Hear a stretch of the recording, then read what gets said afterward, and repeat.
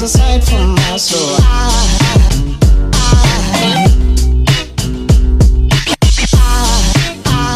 Salutare tuturor, eu sunt Dragoș de la Cel.ro, iar astăzi am să vă prezint un telefon de buget de la Xiaomi pe nume Mi Max 3. După părerea mea, acest telefon ar putea fi orientat către persoanele care vor o productivitate mai mare, deoarece are un ecran destul de generos de 6,9 inch, o baterie de 5500 de mAh și o autonomie destul de bună. Însă, haideți să desfacem cutia și să vedem ce găsim înăuntru. Dar înainte de toate, abonează-te la canalul nostru și activează notificările, iar mai apoi intră pe cel.ro/giveaway pentru a te înscrie în concurs. A venit și momentul unboxing-ului, haideți să desfacem cutia și să vedem ce găsim înăuntru. Dar țin să menționez că îmi place acest Max 3 cum este desenat cu auriu aici și lucește în lumină.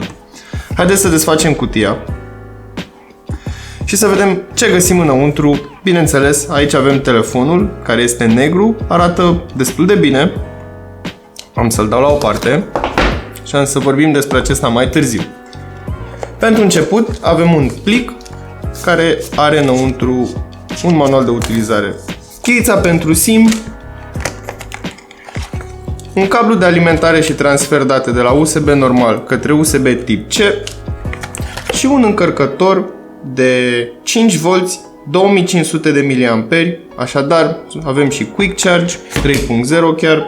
Bateria de 5500 de mAh se va încărca relativ repede. Haideți să trecem și la prezentarea fizică a acestui telefon. Pentru început, pe partea din față avem display-ul de 6,99 inch, Full HD+, un aspect 18:9 și o densitate de 350 ppi. Sincer, mi se pare cam puțin.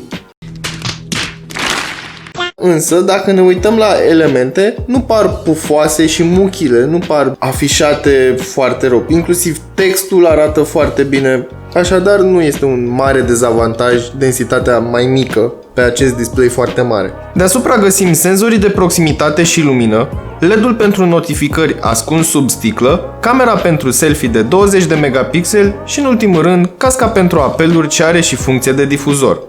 Pe spate sunt cele două camere, cea principală de 12 megapixeli cu f1.9 și cea secundară de 5 megapixeli ce are ca scop crearea efectului bokeh. Acestea sunt însoțite de un blitz dual LED. Tot aici avem și senzorul de amprentă, ce are același finisaj ca și restul carcasei. Pe muchia din dreapta avem butonul de power și butoanele de volum, iar pe muchia din stânga avem sertarul pentru SIM-uri, care, dacă nu mă înșel, este hibrid. Deci, ca să folosești funcția Dual SIM a acestui telefon, va trebui să sacrifici cardul, sau dacă vrei să folosești cardul, va trebui să sacrifici un SIM. Modelul acesta vine cu 64 de GB memorie internă și 4 GB RAM. Așadar, spațiul de stocare nu ar trebui să fie o problemă.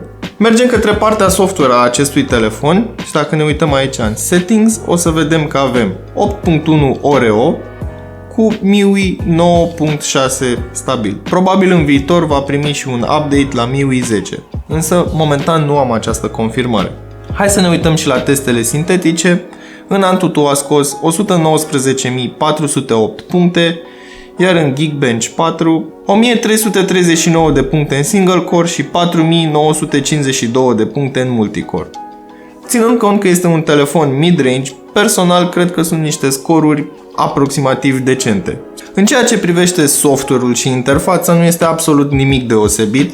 Dacă ați mai butonat un telefon cu MIUI, veți fi familiari. Ce îmi place foarte mult este faptul că are un ecran foarte mare, iar toate elementele se văd deosebit de bine.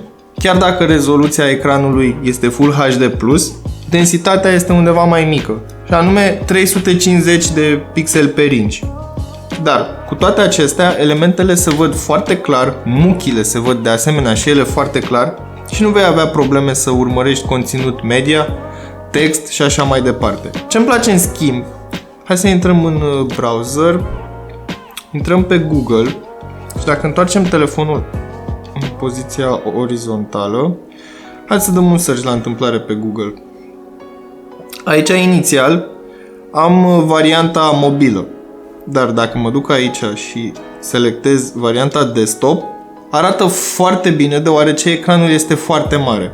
Așadar, dacă vrea să navighezi pe internet și să vezi toate site-urile în versiunea desktop, vei putea fără absolut nicio problemă datorită ecranului, care este imens, sincer, la 6,99 inch este mai mult un phablet decât un telefon.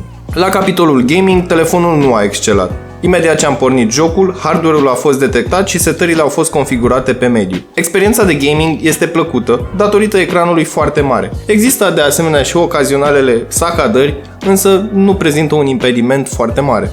Bun, haideți să discutăm puțin și despre capabilitățile foto ale acestui dispozitiv și anume, după cum am menționat mai devreme, avem un setup dual camera și anume, camera principală este de 12 megapixeli f1.9, iar cea secundară este de 5 megapixeli și este folosită doar pentru crearea efectului de bokeh.